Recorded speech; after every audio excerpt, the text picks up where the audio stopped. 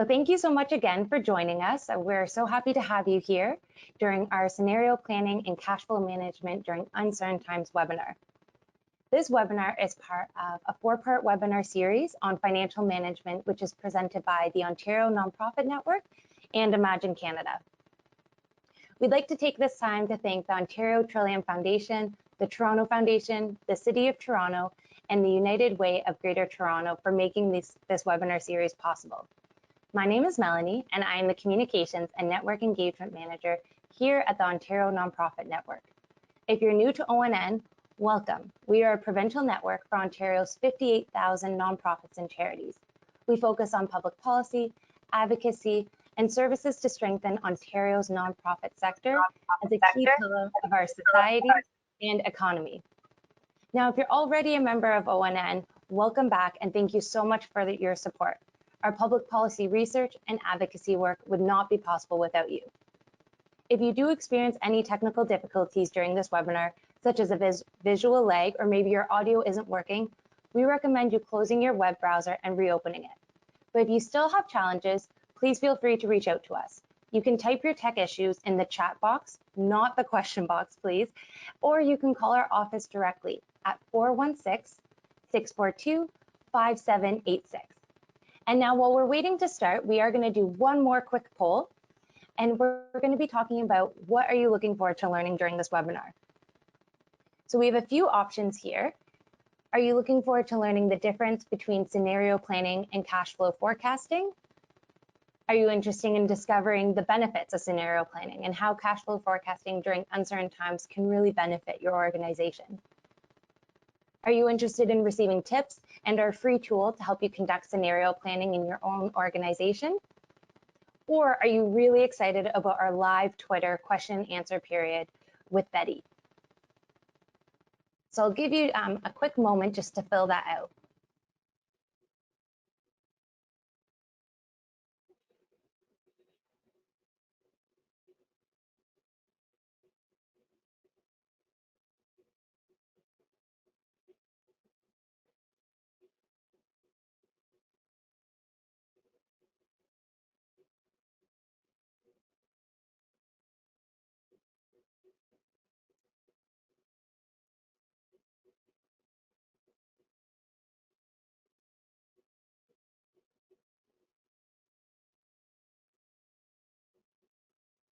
Okay.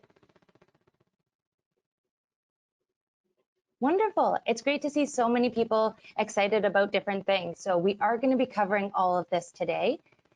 So please stay tuned. But before we do that, I did want to go over a few housekeeping items. So the first one I wanted to talk about is our question and answer session. We have a lot to go through in this webinar, and we know that there's so much to learn and there's going to be so many questions. So this is why, rather than doing our traditional question and answer session at the end for 15 minutes, we've decided that we're going to pack as much content into the webinar and do a live question and answer session on Twitter following. So if you have questions for Betty, or you would like to follow other people's questions, you can do them by using the hashtag NFPFinance or by tagging Betty Ferreira or typing it into the question box. And if you're not sure how to spell or the hashtag or Betty's handle, don't worry, we're going to be presenting them at the end of the webinar as well. And if you're wondering about accessing the slide deck or the recording or the free tool, don't worry, we're going to be sending you those within 1 week of this presentation. And now I would like to complete a land acknowledgement. Both myself and many of my colleagues here at the Ontario Nonprofit Network live and work in Toronto, Ontario. We recognize that we are on the traditional territory of the Mississaugas of the New Credit. This land has been stewarded by many Indigenous peoples for time immemorial, including the Wendat and the Haudenosaunee. Toronto is also a part of the Métis homeland and home to many Indigenous peoples from across Turtle Island. Now, I'm very, very excited to present our main speaker today, Betty Ferreira. Betty is the founder, CEO, and principal consultant of Restructure Consulting and Goodcasting, and she's a management consultant and advisor to boards of directors and has over 28 years of experience. As a coach, trainer, and speaker, Betty inspires social purpose leaders to adapt, prepare for, and create the future. Betty is the designer and sole instructor for the CPA Ontario Not-for-Profit Leadership Certificate. She's a volunteer co-producer of the CPA Ontario Not-for-Profit Finance Annual Conference. She's a former board member of the Accounting Standards Board of Canada Not-for-Profit Advisory Committee, and she's also been a speaker for ONN at Nonprofit Driven. Betty has a master's certificate, black belt, Lean Six Sigma, and has been a member of the Chartered Professional Accountants of Ontario since 2013. She's also received the designation of fellow of the FCPA, FCMA in 2018. Thank you so much for joining us, Betty. I'll now pass it off over to you. Great. Thank you so much, Melanie. And while you thank the sponsors that made today happen, I would like to thank the Ontario Nonprofit Network for pulling together this four-part series and for being such a great partner to the sector and advocating with the sector and on our behalf. So thank you. Okay, welcome everyone. I have a secret to reveal to you. When I was first an executive director in the 1990s, I had zero financial management experience, none. I didn't take any courses. I didn't have my accounting designation then. I got my accounting designation quite late, actually, in my career. Since then, I've had over 100 clients in finance and strategic transformation. I've taught hundreds of people, well over 1,000, that's for sure. But back then, I didn't have any experience. And I used to live in fear that the treasurer or finance committee member or board member would ask me a question about the financial statements that I didn't know how to answer. Fortunately or unfortunately, that period was very short-lived because as an executive director, the organization faced a recession and a financial crisis, and I had to get very comfortable with understanding cash flow forecasting, scenario planning, cash flow management, restructuring, transformation, organizational change, a lot of those things. Many of those topics are the topics of this four-part webinar series. And I'm here today to speak about scenario planning and cash flow forecasting in uncertain times. And I will show you, oh, the slide's not advancing, there we go. I'll show you that there are actually 4 stages to a crisis. And I'll also highlight what the purpose and the benefits are of cash flow forecasting and scenario planning. And we'll talk about some of the cautions, the considerations, and the tips that you need to take into consideration when you're doing this work. Now, regardless if you are an executive director or CEO, or if you're in a finance position, I think you'll find that you will generate some insights from this conversation today to help you navigate in these uncertain times. The tool that you'll be getting next week, I will profile towards the end of this presentation, so you have some instruction on how to use it. Okay, let's get started. There are 4 stages of a crisis, and financial forecasting and scenario planning can live in each of those stages. It's critical to understand when and how throughout the 4 stages. So there's the pre-emergency, where you can see that the crisis or the emergency is going to happen. You can see it coming. And all you can do at that point is get ready. Get ready and start looking at your forecast to see which revenue lines might be most vulnerable to an emergency and a crisis. The second stage is the actual emergency stage itself. When the emergency has come, it has arrived. And at this stage, what we advise for you to do is to look and see what the magnitude and impact is of this crisis, so you can take actions that are commensurate with what that might be. The third stage is the acute stage. This is the stage where we attempt a recovery from the crisis. We attempt some form of stabilization by looking how we can deal with the reductions in revenues that we might see. And then there's the post-emergency stage. This is a really critical stage to understand because it is the outcome of the attempted recovery. And for some, the organizations might be the exact same. You had stable revenues, they were reliable, and so you're coming out of the crisis the same as you went in. But for others, it will be different. You probably will be smaller. You'll have lost some revenue. And for some of you, you'll have sought a merger as some protection against closure and some long-term stability and resilience. And unfortunately, some organizations will close. Now, I highlight this 4 stages for you because we are very much focused on the middle 2 stages, the emergency and the acute stage.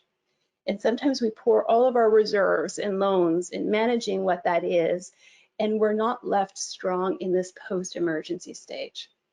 And so by highlighting that there are 4 stages, what I'd like for you to do is to consider cash flow forecasting and scenario planning throughout the 4 stages.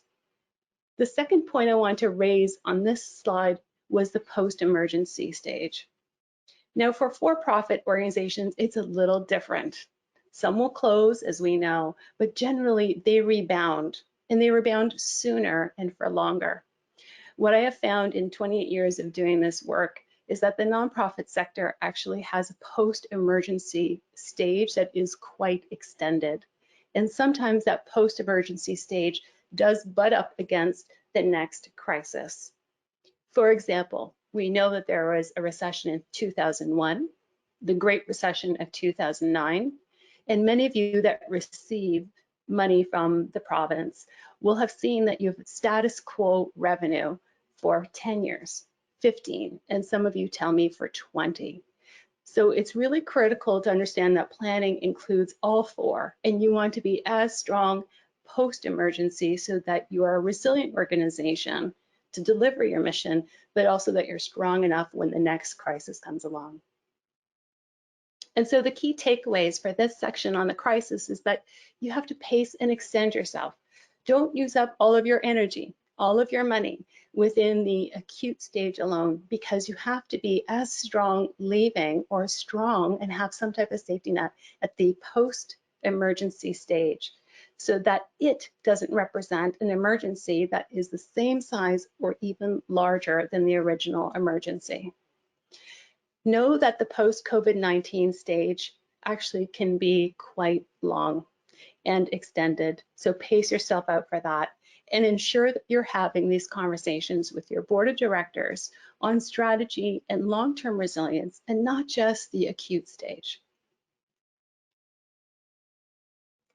Cash flow forecasting and scenario planning are similar, but they're different. They both have the same benefits. They both allow you to look out to the future, anticipate what the problems are, make informed decisions, understand your options, and allow you to manage transitions with more time and with more visibility, so you can do that more smoothly. But they're actually really different tools in and of themselves.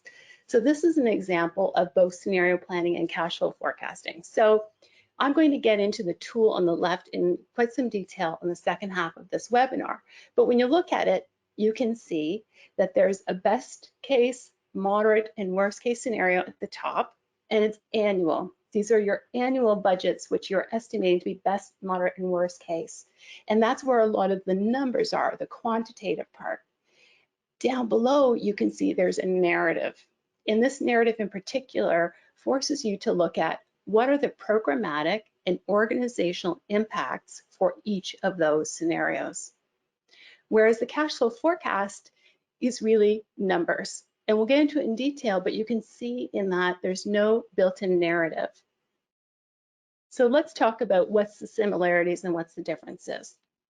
They both provide you the ability to forecast into the future. The scenario planning tool in particular allows you to start thinking about what the impacts are going to be to both the programs and the organization, so you can address what they are, know what they are. So it gives you space to think about that. It also looks at providing you with 3 distinct scenarios of the future: best, moderate, and worst case scenario. Whereas the cash flow forecast does not. It's not designed to do that. It's actually designed to show you the monthly forecast financially, so you can see at the end of every month if you have enough money to pay the bills in your bank account. So you're looking to ensure there's enough cash in the bank each month to pay your bills. So let's dive into both. Cash flow forecasting. So just this slide, I could spend a half a day on. So this really is the best practices or the tips I'd like to leave with you. You would do a cash flow forecast. Why? Again, because you want to make sure that you have money in the bank at the end of every month. And if you don't, then you could learn as soon as possible so you can mitigate those risks, manage cash more effectively, and you might be able to minimize entirely or just minimize those deficits each month at the end of the year so that you, through effective cash management strategies. Now, how would you do a cash flow forecast? So essentially, you're looking at all of your revenue lines and all of your expense lines. The key thing to know here is that it's cash. It's how much cash do you actually expect to go into your bank account each month and the amount of cash that you're going to expense. So you wouldn't include accrual accounting thinking in a cash flow forecast. That doesn't belong here. And you wouldn't include non-cash items like depreciation and amortization. You wouldn't include those lines in a cash flow forecast. The other thing to really know and understand is that the cash flow forecast is an exercise in reality, not hope. In reality and not hope. So it's almost actually like the worst case scenario because you really want to know after you generate revenue each month and pay your bills, how much is left. So this is not the time to say, well, we might get another 10,000 here, we might get another 5. After you know for certain that you can generate some revenue, you can amend and adjust your cash flow forecast, but ensure that it is realistic and not optimistic. Now, your accounting system actually does produce cash flow forecasts. It's one of the menu, it's one of the baked reports. But some of you that are part of, maybe small and medium-sized organization might find that the cash flow forecast reporting doesn't necessarily work that well. And that could be because you're not actually using the accounting system to its full capacity. And so it doesn't have enough information to produce reports that are fulsome. And so you can use, and a lot of organizations use, Excel. Excel itself has templates on cash flow forecasting that you can customize, and you can find some even on the internet. So Excel is your friend if the accounting system is not there and not working to its fullest capacity for you. There's also forecasting software, and there's software that integrates with QuickBooks all the way up to the larger, more sophisticated accounting systems. So you can always take a look out in Google for some of those forecasting software systems to help you out. Okay, so I always get this question, when? When should we do cash flow forecast? How often should we do it? Well, as the uncertainty and the volatility and the level of change increases, you need to increase the frequency that you produce these reports. I'll tell you an example. When I was the executive director, CEO of Hosteling International Great Lakes, it was an association here in Ontario. I was there during a time of SARS. Now, we always produced monthly financial or monthly cash flow forecasts. But as the SARS epidemic grew and impacted Toronto more and more, we had to do them more frequently. So we went from monthly to daily, or to weekly, to daily, and then to several times in the day. So if you have increasing change in volatility and uncertainty, you need to produce the cash flow forecasts increasingly, with increased frequency, and share those reports with your finance committee so that they understand how cash is flowing and any changes to the cash flow. It is critical. So let me show you an example of a cash flow forecast right now. So as you can see, it's kind of similar to, a budget. Has your revenue lines and expense lines, as you can see on the left. But as I said, you want to make sure there's 12 months rolling. Now, don't limit the amount of months that you see on your cash flow forecast to the amount of numbers you have in your fiscal year. You don't want to start off with 12 and then only see 11, 10, 9, 6, 4, 3. You want to ensure you always see 12 months and just have a marker there at the year end when you can see what the year end cash flow will look like, okay? But you want to ensure you're always looking out for 12 months.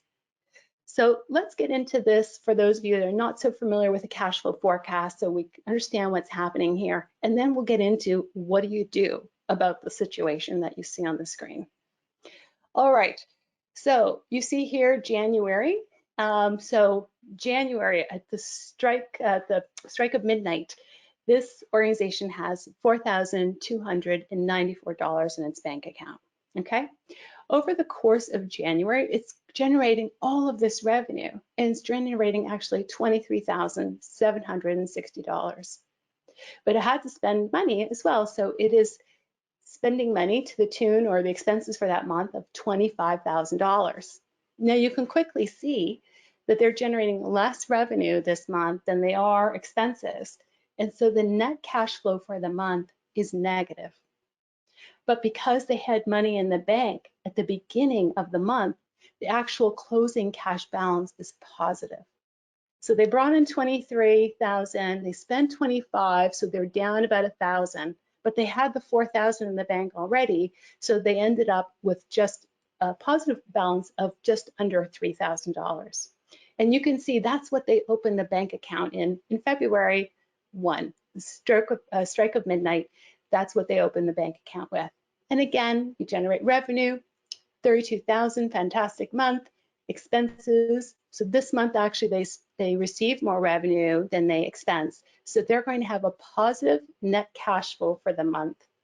And the closing cash balance in the bank account is going to be positive, as it is for March.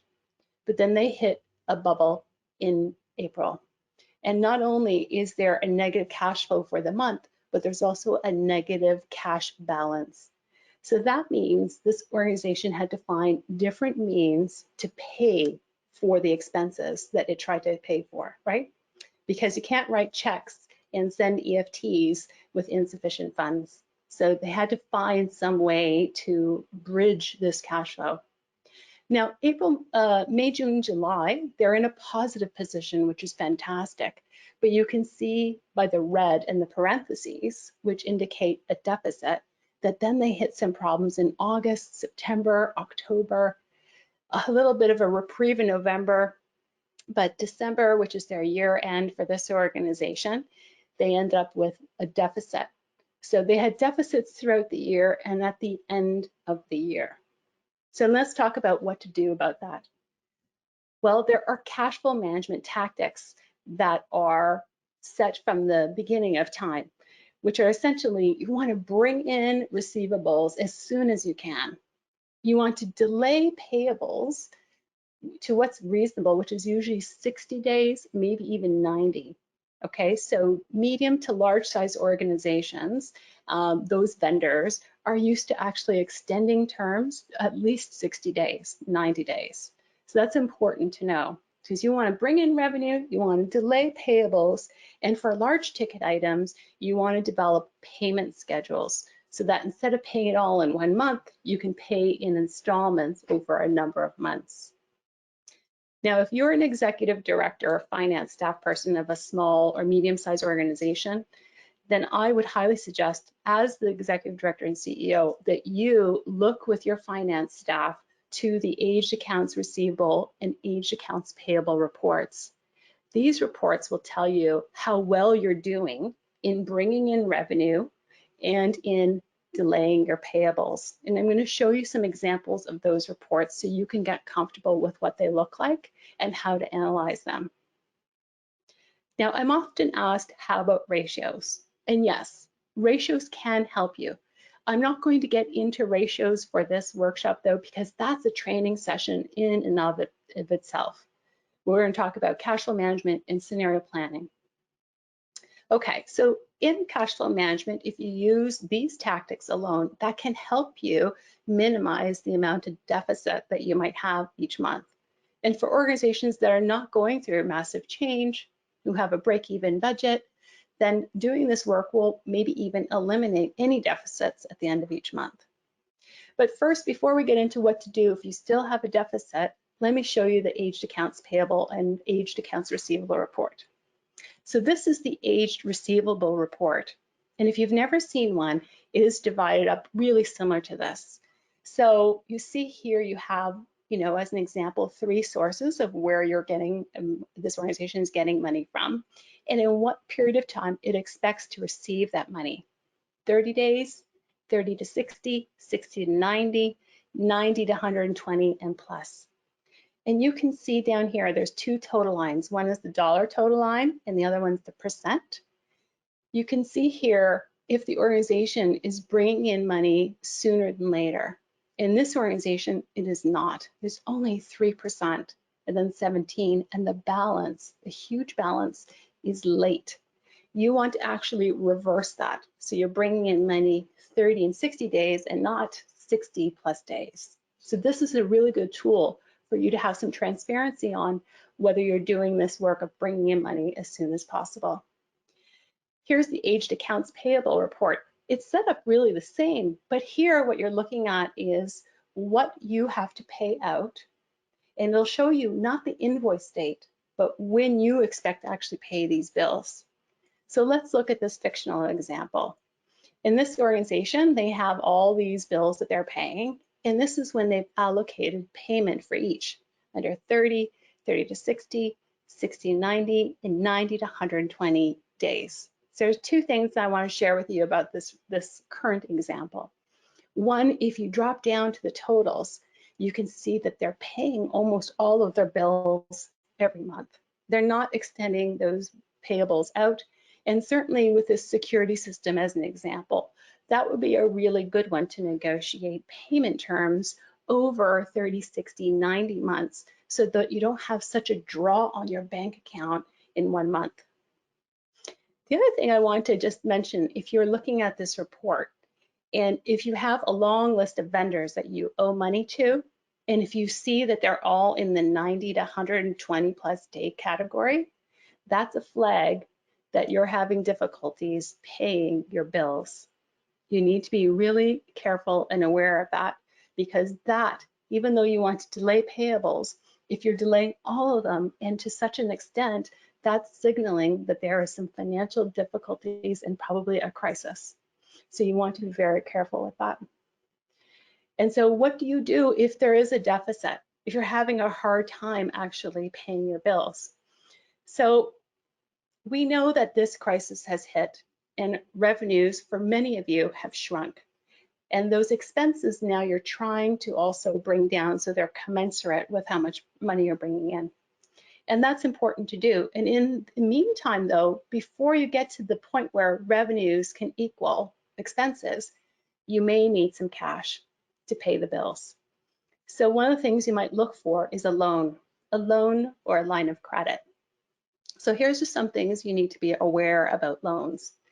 First of all, your board and the bank will want to know if you can repay it. And because your revenue and those revenue sources might look different in a post-COVID world, in a post-crisis, you really have to give it a good thought as to whether you can repay that loan or not. Because, well, 1, you have to repay it, and 2, you have to qualify. The bank will look at those revenue streams to see if you do qualify, and also they'll likely want some collateral. So they'll want something in exchange for giving you cash. So they're going to look at your assets. Do you own a building? Do you have some money that you can give them to hold on to as collateral to secure against them giving you some cash? So for example, you might have $100,000 in the bank, but you need $150,000 for cash flow. So what the bank will likely do, very likely, is hold on to that $100,000 so you can't touch it, and they'll give you the $150,000. Okay, so you don't have the 100 in the bank plus the 150,000. You don't. In that instance, if they're holding it, they actually do hold it, and it's not for use. You only have the 150,000. But here's the other trap.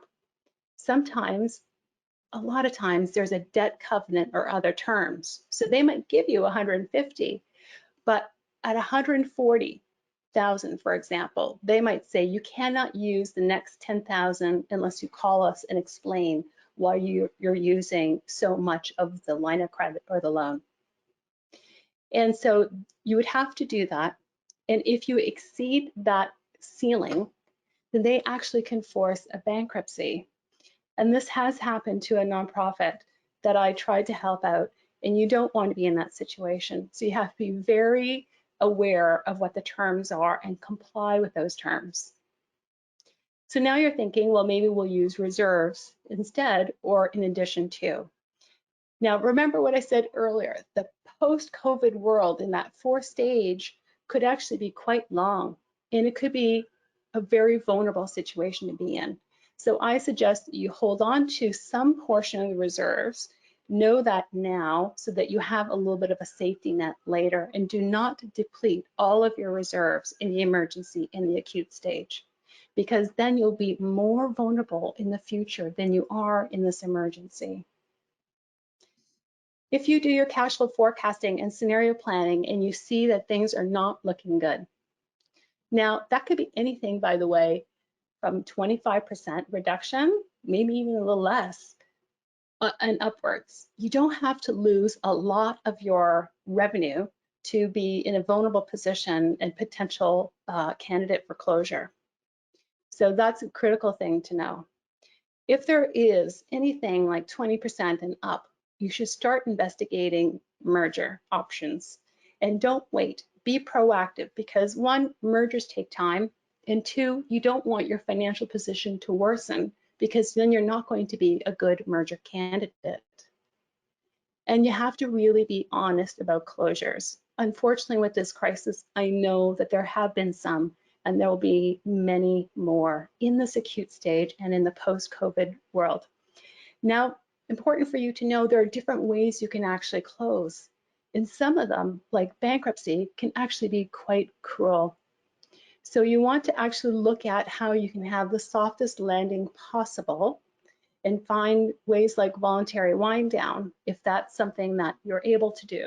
Because like I said, bankruptcy could actually be quite cruel to the organization and its staff. So these are just some top line considerations. If when you're trying to cut costs and restructure, you still have deficits, and you look to these means, you have to be cautious and investigate each one of them and be as proactive as possible. So the key takeaways here, be realistic. Cash flow forecasting is an exercise in reality, not hope.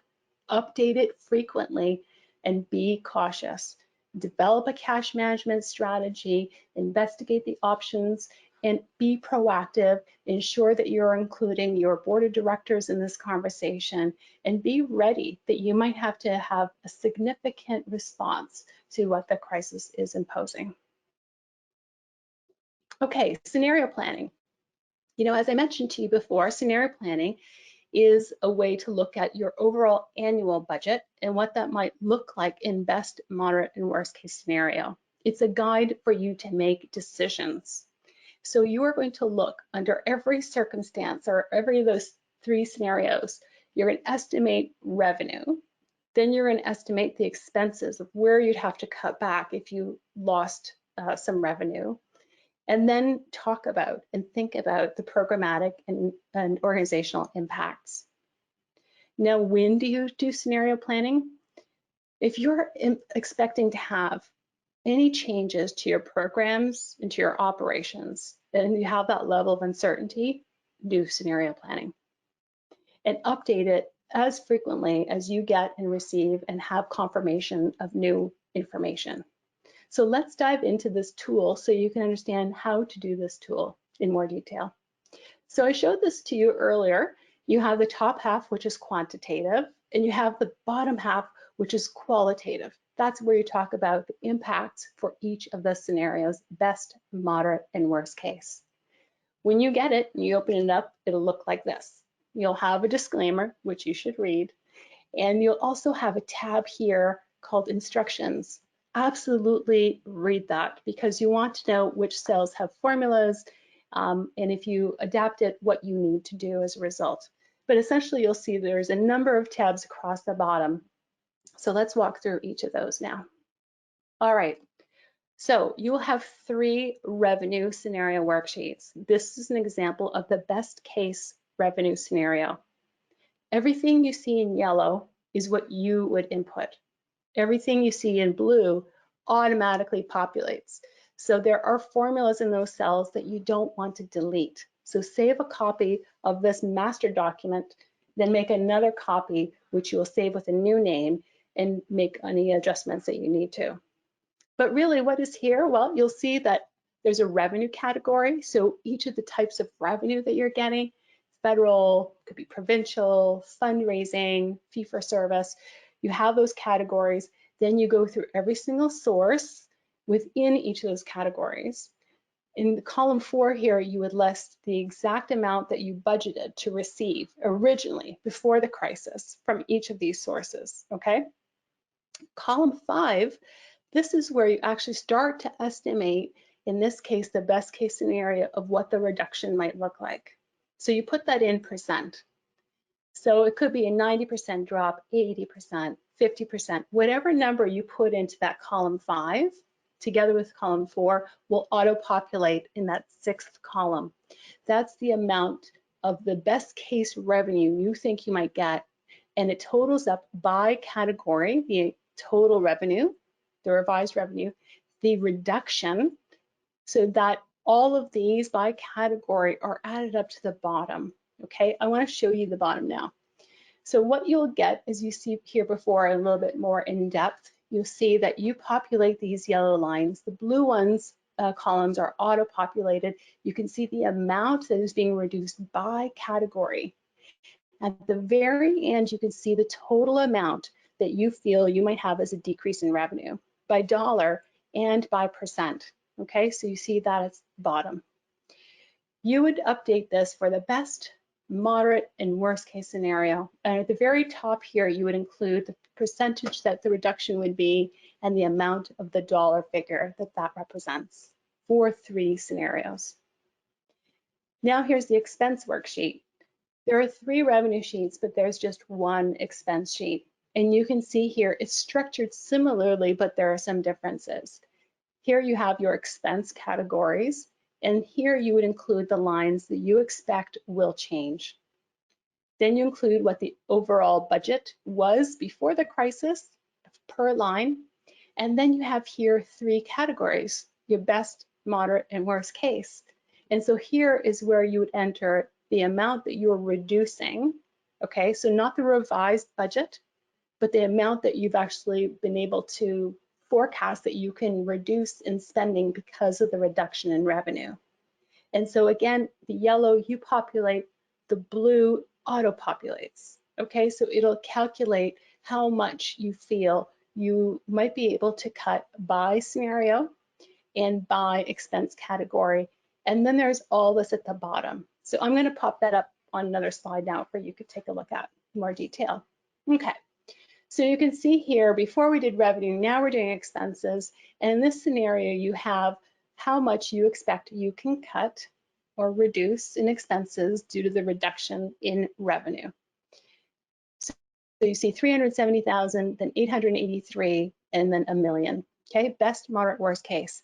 That represents, as you can see here, what I've done is I popped in here the percentage of reduction in total expenses by scenario. So you can see what that you've been able to, in your forecasting, to achieve. And then you can see right there the scenario reductions in revenue. So I put this next to each other so you can see, does the amount that you have just been able to reduce equal the amount that you've been reduced in revenue?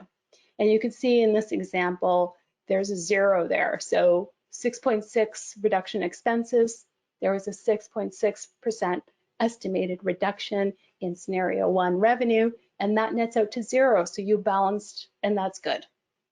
The second situation, yes, 15.8, you were able to reduce in expenses, and it was 15.5 actually that you would reduce in revenue. And so, yeah, so you made that, and you have then cut commensurate to the expenses. But in this worst case example, you've only been able to find about 19% that you can reduce the budget by, even though you're really required to balance to have 27%. And so therefore, in this case, there's about 7% that you just cannot find to be able to restructure. So that's why that has an X. All of that information, all of those revenue scenarios and the expense scenario will all auto-populate in this summary scenario page. So the blue slide, the blue cells here, is what will auto-populate from all of those slides. And you can see here again, this is a scenario, the scenario summary that includes the budget impact as well as the programmatic and the organizational impacts. So let's look at this in a little bit more detail. So here you can see if revenue is reduced, the reduction in revenue for best case scenario would be minus 6.6%, which is estimated to be about 370,000.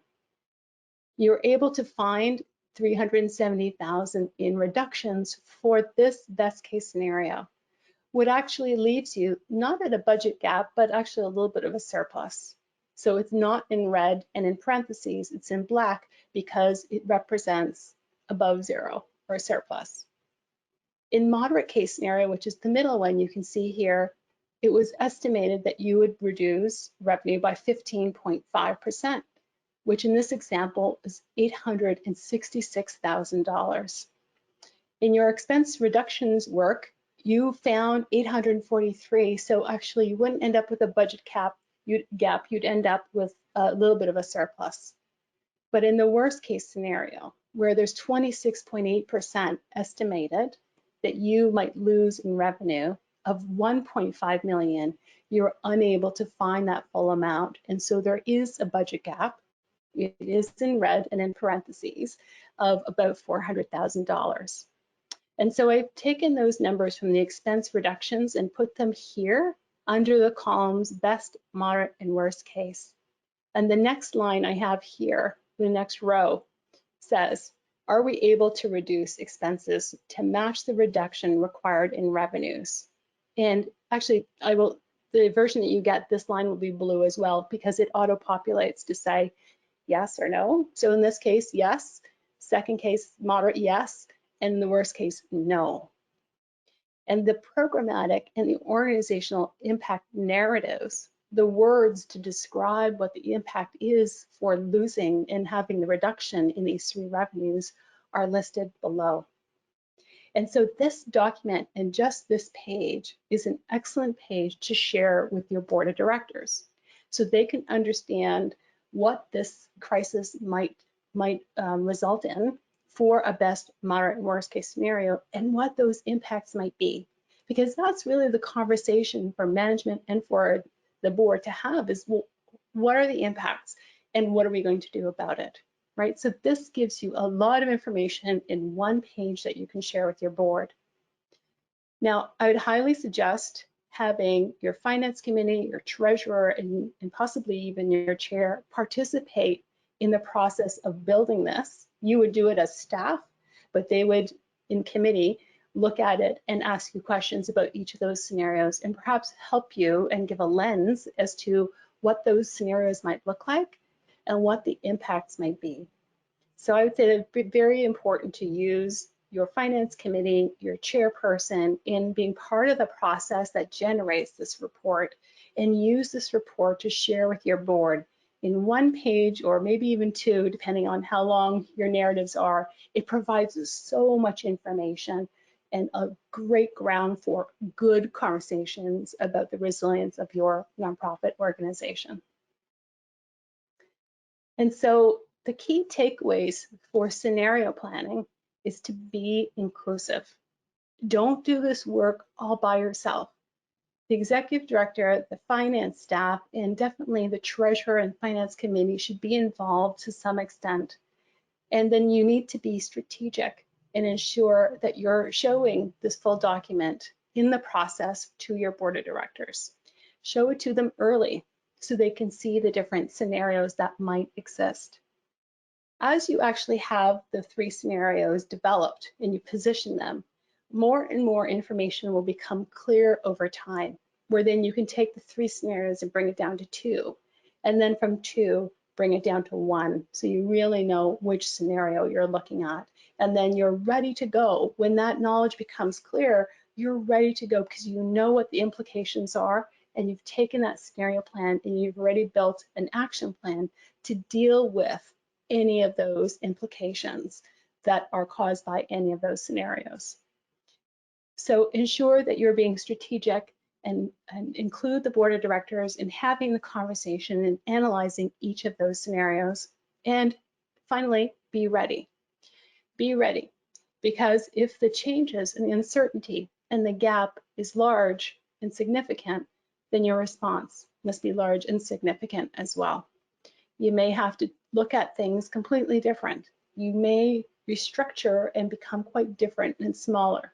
You may have to start looking at mergers, whereas you didn't before the crisis. And you may, for some of you, unfortunately, if you cannot find other means, then you may actually have to look at closure. But as I said before, be proactive and find a course that is the best course, no matter which scenario is the scenario for your organization. So the key takeaways to this presentation: remember that there are 4 stages of a crisis, and you really need to plan for and pace out throughout the 4 stages.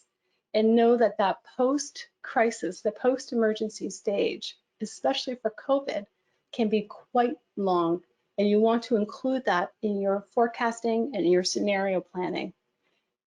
For cash flow forecasting, remember that it's an exercise in reality and not in hope. Ensure that those numbers reflect a realistic projection of what the future might be.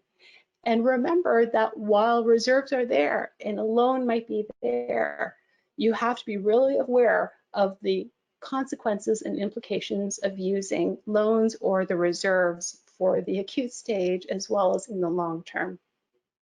And finally, for scenario planning, ensure that you do this early on. If you're expecting anything over 20% reduction, or if you feel that you might be quite weak post-COVID as an organization, then start conversations sooner than later for things like mergers and strategic integrations that will help you build resilience. Mergers take a while to happen. There is, of course, a whole legal process, but a financial due diligence one as well. So you don't want to wait too late before you consider having merger as a discussion. You can start conversations now without committing to anything, but just having the exploratory conversations if you are in that position. So that was a very quick summary and highlights and cautions and considerations of cash flow forecasting and scenario planning. We have about 10 minutes, I think, now, Melanie, so maybe we can ask some questions, or people can ask some questions. And please feel free to participate in the Twitter Q&A session afterwards. There'll be the other webinars that you can listen in on as well. And feel free to contact me, follow me, or connect with me so you can see additional information and resources that I might have available for you. Thank you, Betty. That was so helpful. And I already see some questions coming in, so that's great. We will just go over a couple. As Betty said, we are going to be doing the live Q&A on Twitter. So Betty has her handle there. That's the best way to submit your questions. And please use the hashtag NFPfinance. And then you can also take ONN, which is @O_N_N. But just to get started, before we close up, one of the questions we had that I thought was interesting is when you're doing your scenario planning and you're doing your worst case scenario, let's say your worst case scenario is that you don't have enough cash in the bank, but when you actually look at your balance sheet, you do have enough assets. So someone's wondering, what should you do in that situation? Okay, so you might have assets, but they might be restricted. So that's the first thing you have to look at, is whether you have restricted assets, because, you know, you're not supposed to use restricted assets to patch in deficits. So you have to be very careful of that. You might also have investments, and those investments might actually be in a long-term vehicle, which means that they're really closed. And you would actually incur a penalty if you were to take those investments out of that vehicle early. So you would have to look at how much of that penalty there is so you know how much you're going to net out. The other thing with the reserves is that there's a column called, invested in capital assets. And so it looks like that might be cash. But actually, that column means you have money that you have invested already in capital assets. So it's actually not liquid and available for use. When you look at your net assets, or it could be seen as fund balances on your statement, you need to look at what's unrestricted liquid in those net assets that you can use. That's what you should be using, not restricted cash or cash that's been invested in capital. So I think that's probably why that question came up, is because you have some deficits, but you have some cash and you're wondering, can you use it? You will have some reserves, I hope, that are unrestricted or internally restricted that you can use to cover up a deficit. But as I said before, you need to be careful about using up your reserves. You don't want to deplete your reserves, especially in the emergency crisis stage right now, because then you're just putting a Band-Aid on the problem and extending that problem actually to the future, where you could become as vulnerable, if not more vulnerable. So you might have some cash, but you need to be really careful about how you use that. Use the unrestricted cash and know that you have to net out any of the penalties that you might have on investment vehicles that you might currently have your net assets invested in. Perfect. And I guess kind of a follow-up question, which is the opposite scenario. So let's say you do have money left over right now. And as you said, you want to keep some of your reserves for next year, the year after, because we don't really know what the future holds. Should be people keeping them in cash, or should they be investing them in maybe a short-term GIC or something that, as you said, it may not be liquid, but it could help them make sure they don't touch it for the next year or two? Well, I wish I was a fortune teller to tell you how the markets will rebound and win, but I'm not, and I don't even know if those people who are in finance really have a good handle over that answer. And so there are GICs that aren't closed vehicles, right, that don't have penalties that you can invest in, and maybe you'll get 1%. And if you do that, and if you're able to take out what you need without penalty, then that's actually not a bad decision, unless you should have found other means actually to manage that deficit. You know, I'd say just before you run to, when you see a forecast and you see there might be deficits, before you run to reserves or for a loan, find out what you can do from a cash management strategy to even those deficits out, and look at restructuring so that you bring your expenses down in line with your revenue before you actually look to accessing loans, because loans also have a percentage of interest that you have to repay, so that you're actually paying more than what you need, although you might need to do it and there's no ifs, ands about it, but you just want to be quite careful about that. Perfect. And I'm just going to look into my question sheet here because we have a few more. So I think what I'll do is maybe I'll do one more and then we'll switch it over to the live Q&A if that's okay. Okay. This one is more of, I guess, a little bit of a longer one, but someone's asking, in your experience, are charities aware, how do people, sorry, I'm just going to kind of paraphrase this question because it's pretty lengthy, but Okay. when right now, let's say you're a charity and you're applying for different programs, but you're not sure if you're going to get them, and there's a lot of different programs right now that are available for relief. How do you account for this in your scenario planning? Should you be assuming a set percentage of them that you'll get, or because these are programs that you haven't previously applied to, should you be more conservative? Okay, well, so first of all, we know that there are some subsidies that go directly to the staff as salary. So you know that from those salary lines that you might be able to bump them up, but they may not give you any money for the other operating costs of the organization. So you need to keep that into consideration. There are ways from the temporary subsidy to get a little bit of relief. So if you know that you can get, for example, in the temporary subsidy, which each of you should really be capitalizing upon, you'll get some of that, then you can have that obviously straight across all three scenarios. But other loans that you're in the midst of applying for, well, I would keep that in the best case scenario, right? When you do scenario planning, that you will get it or you'll get some of it.